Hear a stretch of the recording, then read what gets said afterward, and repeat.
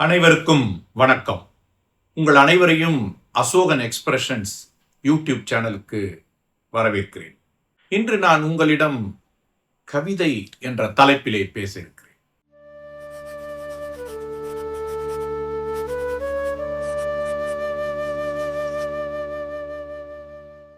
கவிதை உள்ளத்தில் இருக்கிற உணர்வுகளை வார்த்தைகளாக இசை வடிவமாக எழுதுவதுதான் கவிதை. மழை பெய்கிறது, நான் அமைதியாக இருக்கிறேன். இதிலே என்ன கவிதையுடைய கரு? மழை பொழியும் பொழுது அவருக்கு மன அமைதி கிடைக்கிறது என்பதை கவிதையாக சொல்கிறார். மழை பெய்கிறது, நான் அமைதியாக இருக்கிறேன்.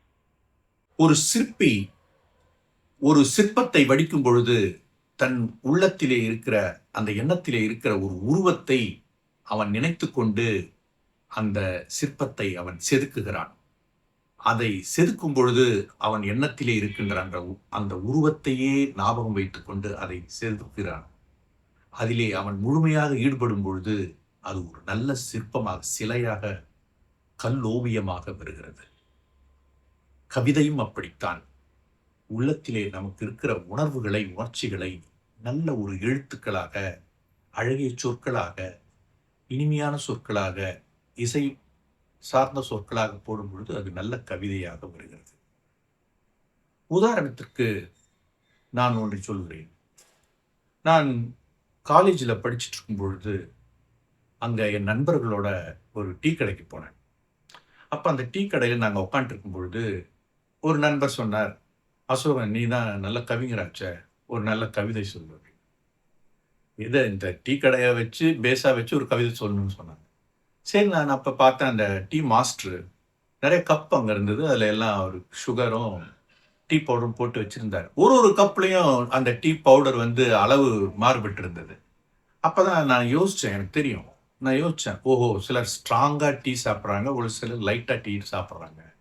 அப்போ எனக்கு அந்த கரு வந்துருச்சு கவிதைக்கு. அந்த லைட்டு டீ, ஸ்ட்ராங் டீ. உடனே என் நண்பருக்கு சொன்னேன், சொல்லட்டா கவிதை? சொல்லு அப்படின்னு நான் சொன்னேன். உடனே லைட்டா ஒரு காதல், ஸ்ட்ராங்கா ஒரு முத்தம் அப்படின்னு நான் சொன்னேன். உண்மையா அவங்க ரொம்ப வியந்து பாராட்டினாங்க. ஒரு லைட் டீயும் ஸ்ட்ராங் டீயும் வச்சு காதலில் கொண்டு போயிட்டு அந்த முத்தம் ஸ்ட்ராங்கா சொன்ன, ரொம்ப நல்லா இருக்கு அப்படின்னு சொன்னாங்க. இப்படித்தான் கவிதை எப்பொழுதுமே நாம் ஒரு உணர்வை, ஒரு கருவை தேர்ந்தெடுக்க வேண்டும். ஒரு கவிதை எழுதுறதுக்கு முன்னாடி ஒரு கருவை தேர்ந்தெடுக்கணும். அதை வச்சு அதனுடைய குணாதிசயங்களை நம்ம எக்ஸ்பிளைன் பண்ணி அதை ஒரு நல்ல வார்த்தைகளால் நிரப்பணும். நல்ல வார்த்தைகள் தான் கவிதைகளாக வரும். ஸோ அதை வச்சு நம்ம அதை கவிதையை ஃப்ரேம் பண்ணணும். அப்போ அது ஒரு நல்ல கவிதையாக வரும். படிக்கிறவங்களுக்கும் ஒரு நல்ல ஒரு இன்ட்ரெஸ்ட் வரும். இதுதான் கவிதைக்கு ஒரு பேஸ். நாங்கள் பெங்களூரில் இருக்கும் பொழுது நானும் என் மனைவியும் ஒரு கோவிலுக்கு அடிக்கடி போவோம். அந்த ஆலயத்திற்கு அடிக்கடி நாங்கள் 2 பேரும் போகும்போது ஒரு பெண் அங்கே வருவா அடிக்கடி. நாங்களும் அடிக்கடி பார்ப்போம். அப்போ நான் என் ஒய்ஃப்கிட்ட சொன்னேன், இந்த பெண் அடிக்கடி கோவிலுக்கு வரா, எனக்கு இதை பற்றி ஒரு கவிதை வருது, எனக்கு ஏதோ ஒரு கரு கிடச்சிருக்கு, நான் சொல்லட்டாங்க. என் ஒய்ஃப் சொல்லுங்க அப்படின்னு சொல்லி நான் அப்போ சொன்னேன், பெண்ணே, 1000 முறை இந்த ஆலயம் வருவேன், உனக்கு மட்டும் தெரியும் என் வேண்டுதல் என்னவென்று அப்படின்னு சொன்னேன்.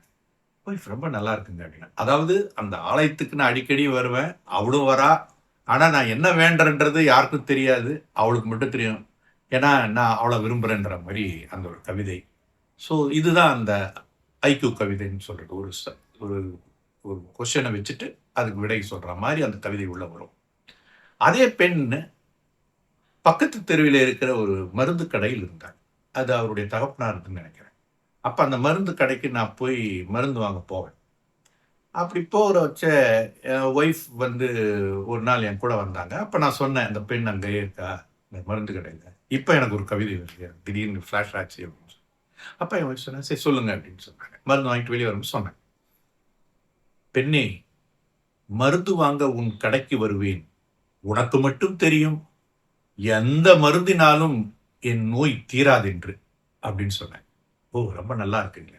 அதாவது அந்த மருந்து எவ்வளோ மருந்து வாங்கினாலும் அவளுக்கு மட்டும் தெரியும் அந்த மருந்துலாம் கிடையாது. நான் வந்து அவள விரும்புறேன். அதுதான் மருந்துன்ற மாரி அது ஒரு அந்த ஒரு கருவ வச்சு அத நான் எழுதியிருப்பேன். ஸோ இது வந்து ஒரு ஹைக்கூ கவிதைகள் மாரி இருக்கும். அதுக்கு ஒரு கரு வேணும். ஒரு நல்ல ஒரு வார்த்தைகளால அத நம்ம கொண்டு வரணும். இப்படி நான் இத உங்கள்ட்ட சொல்லும்போது என்னுடைய ஒரு வாழ்க்கை பயணம் எனக்கு ஞாபகம் வருது. அதாவது சின்ன வயசுல நான் 6வது ஸ்டாண்டர்ட் படிக்கும்போதே எங்க அப்பா வந்து நாங்க அப்ப சாந்தோம்ல இருந்தோம். என்ன வந்து சிதம்பரத்துல சேர்த்துட்டாங்க. சிதம்பரத்துல ஒரு பள்ளியில சேர்த்துட்டு, அந்த பள்ளியிலேயே ஹாஸ்டலும் இருந்தது. அங்க என்ன சேர்த்துட்டாரு. அப்ப எனக்கு வந்து நான் 6ஆம் கிளாஸ் படிக்கிறேன். அப்ப சேர்த்துட்டு அவர் போயிட்டாரு. நானே அங்க இருந்து அந்த ஹாஸ்டல்ல பழகிட்டேன். அப்ப அங்க இருக்கும்போது என்னுடைய குடும்பம், எங்க தாய், தகப்பனார் எல்லாமே வந்து சாந்தோம்ல இருந்தாங்க. சென்னையில. நான் சிதம்பரத்துல இருந்தேன். அப்பலாம் கடித போக்குவரத்து தான். இந்த காலம் மாரி மொபைல்லாம் கிடையாது.